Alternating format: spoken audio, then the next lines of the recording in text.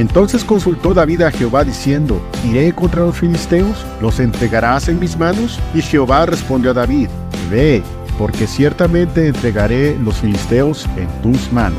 Miren esa hermosa pregunta, ¿iré contra los filisteos? Ese es el secreto militar más preciado, es el arma más poderosa en la guerra.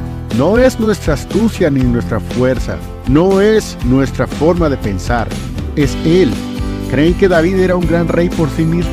No hemos entendido nada todavía si respondemos con un sí a esa pregunta. David obtuvo grandes victorias porque él preguntaba a Dios y sabía perfectamente quién era el verdadero general de este ejército israelita. Y no era David. ¿Tú sabes quién es el gran general? ¿Tú sabes quién es el gran señor? ¿El gran amo? ¿El gran rey de reyes y señor de señores? Tú sabes quién es Él. Se trata de uno muy grande, más grande que David, de uno que es capaz de dar verdaderas órdenes en el momento adecuado y por lo tanto da verdaderas victorias.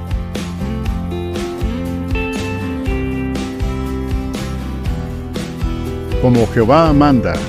Había llegado el momento. Isboset, el hijo de Saúl, ya había perecido en manos de sus propios siervos. Ya nada impedía que el verdadero ungido de Jehová se levantara como rey absoluto de Israel. La mesa ya estaba servida. Los mismos israelitas le dicen a David, en el capítulo 5, versículos 1 y 2 de 2 de Samuel, dice así, y vinieron todas las tribus de Israel a David en Hebrón, y hablaron, diciendo, he aquí nosotros somos tus huesos y tu carne, y aún ayer y antes, cuando Saúl reinaba sobre nosotros, tú sacabas y volvías a Israel. Además, Jehová te ha dicho, tú apacentarás a mi pueblo Israel, y tú serás sobre Israel príncipe. Miren cómo el pueblo ya reconocía a David como rey. Hay tiempos en los que es necesario esperar para que llegue la bendición de Dios. Se suponía que David tomaría el reino hacía 2 años. Abner había tenido una inoportuna idea de levantar a Isboset, el hijo de Saúl, como rey, retrasando todo este plan.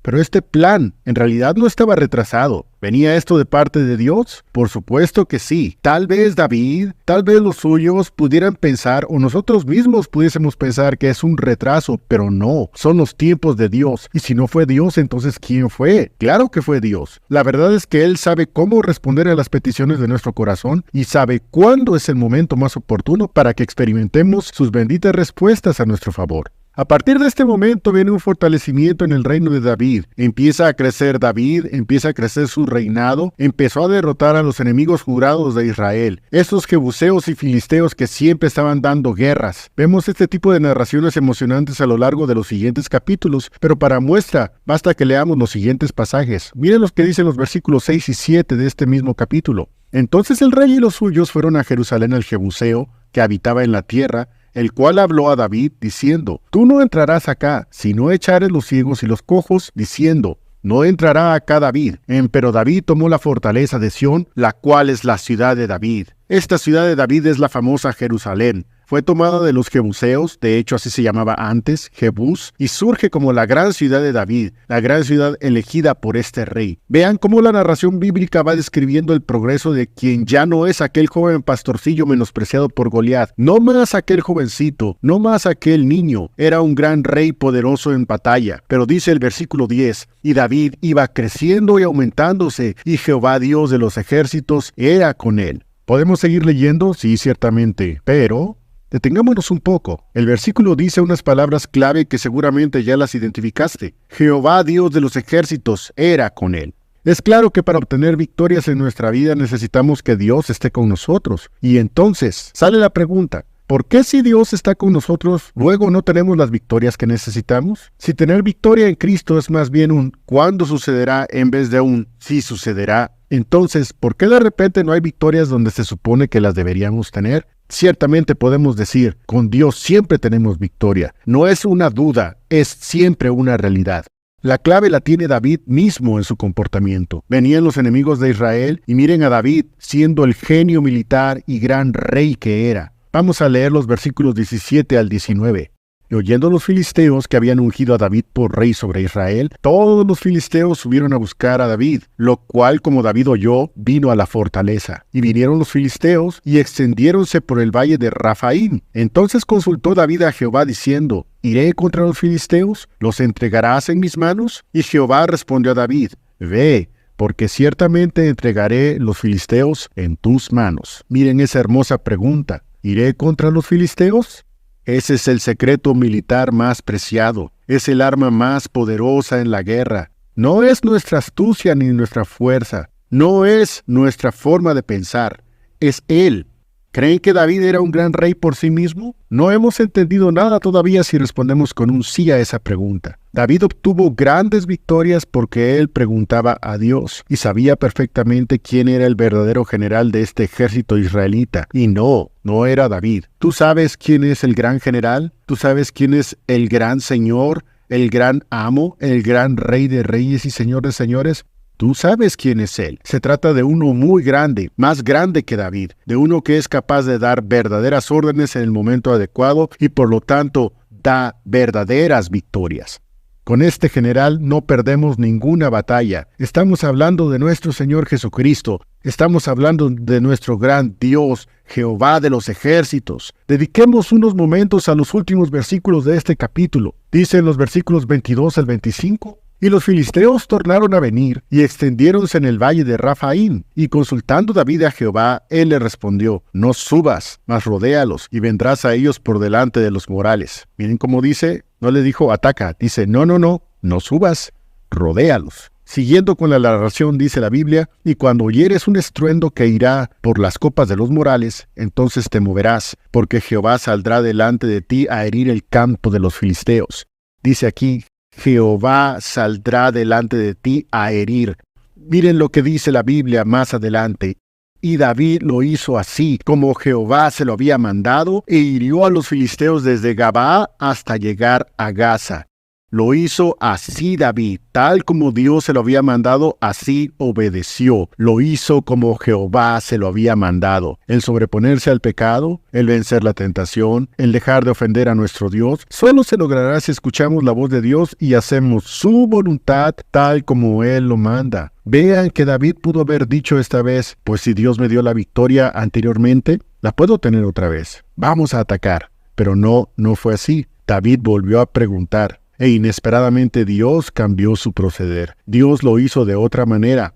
En la primera ocasión, David los venció con el ejército, apoyado por Dios, pero en esta vez el ejército no hizo nada. Dios mismo dio la victoria por su propia mano. Gloria a Dios. Ahora sí no sería un ataque frontal. Ahora sería una emboscada. Ahora sería Dios mismo quien atacaría. Dios mismo quien vencería. ¿Qué nos enseña Dios? Hay varias maneras de vencer, ¿no es cierto? No se usa la misma estrategia para vencer la maledicencia de nuestra boca que para mortificar los malos pensamientos. No es lo mismo apagar las mentiras de nuestro ser que controlar y desvanecer la ira de nuestras vidas. No se hace de la misma manera. En efecto, no es lo mismo, pero en todas esas batallas, Dios sabe qué hay que hacer y lo único que podemos hacer es obedecer. Y cuando obedecemos, tendremos victoria. ¡Ah, qué felicidad es tener victoria!, ¿no es cierto? ¡Qué dicha es vencer el pecado que nos oprime! Y para celebrar, también hay maneras de hacerlo. Sí, ciertamente. Hasta para celebrar, Dios dice cómo hacerlo. Y si yo quiero hacer las cosas de otra manera, ¿a poco Dios no tomaría en cuenta lo que hago? Lo estoy haciendo por Él. Yo soy sincero para hacer las cosas. Sí, pero si no es como Él dice, está mal hecho. Si no es como Él lo manda, Dios no lo acepta. ¿Por qué? Pues porque no es más importante lo que yo opine a lo que Dios ya ha establecido.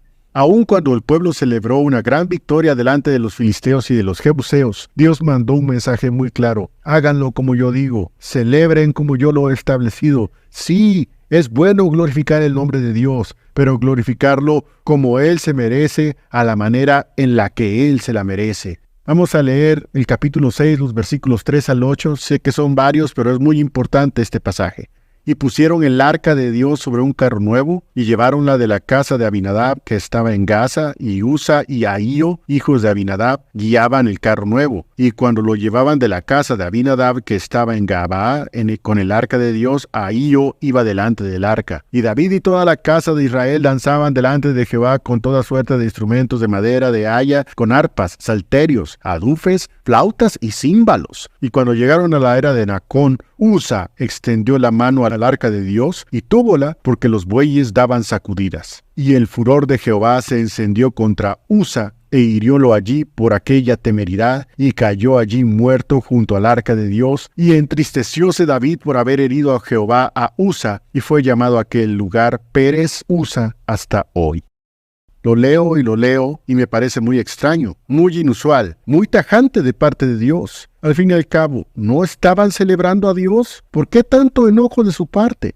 Bueno, para empezar, habían puesto el arca que había tomado de sus victorias sobre unos bueyes. Recuerden, la victoria la había dado Dios. Dios había peleado en esa guerra. Dios había ganado. El arca había sido tomada de los filisteos, que ya tenían mucho tiempo con ellos. Y el arca había sido tomada y tenían que llevársela con una muy buena celebración. Pero ¿qué hicieron los israelitas? Pusieron el arca sobre unos bueyes. ¿Y eso qué tiene de importante? Para empezar, jamás Dios lo dijo así. Él fue muy específico hacía ya muchos años ya dentro de la antigua ley mosaica. La debían llevar los sacerdotes y los levitas sobre sus hombros. ¿Pero qué hicieron estos israelitas? ¿La pusieron sobre unos bueyes? ¿Se rebajaría la gran gloria de Dios ser llevada por mudas bestias de carga que no distinguen una mosca de un elefante? ¿Es posible que se rebaje esa gran gloria de esta manera? Si vamos a celebrar su nombre, que sea con entendimiento y a la manera que Él dice. Lo bueno es que David y los suyos recapacitaron. ¿Se imaginan andar de arrogante en una situación así? Necesitamos nosotros mucha humildad para reconocer que no sabemos todos y que aún en aspectos que otros podrían tomar como secundarios, Dios es bastante serio y le da la importancia que se merece. Muchas veces nosotros no sabemos. ¿Y se vale? Se vale no saber, se vale no entender, ¿sí? Estamos aprendiendo, estamos conociendo quién es Dios, estamos conociendo sus atributos, su santidad, su gloria, cómo Él piensa.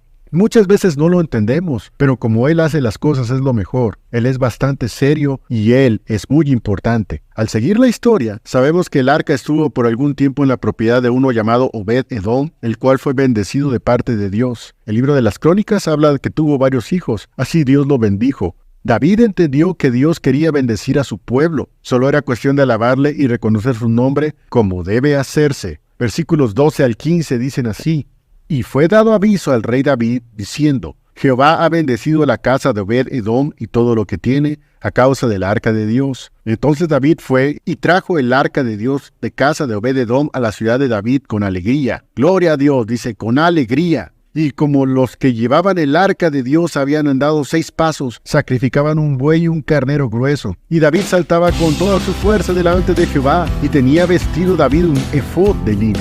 Así David y toda la casa de Israel llevaban el arca de Jehová con júbilo y sonido de trompeta. No me detendré mucho en lo que sucedió después. No quiero ahondar en esa triste historia de la hija de Saúl que quedó estéril a partir de este momento, solo porque menospreció a David cuando alababa a Dios. Nosotros no somos tales, eso espero. Nosotros no somos tales que andemos menospreciando lo que otros hermanos hacen para alabar y engrandecer a nuestro Dios. Si es como Dios dice, si es agradable a Él, y si lo exalta como solo Él es digno de ser glorificado, ¿quiénes somos nosotros para decir que eso es menospreciable? Mejor quedémonos con la felicidad, el gozo y la alegría de David. Resaltemos cómo saltaba con fuerza y con júbilo solo porque Dios es digno. Grande es el Señor de David. Pero esperen un momento. Ese es nuestro Señor. Grande eres, Señor. Grande eres, mi Cristo. Obedezcamos sus mandamientos. Alabémosle como Él lo merece y gocémonos de que Él es nuestro gran Rey y Señor en nuestras vidas. Gloria a Dios. Espero que haya sido de edificación. Dios les bendiga siempre.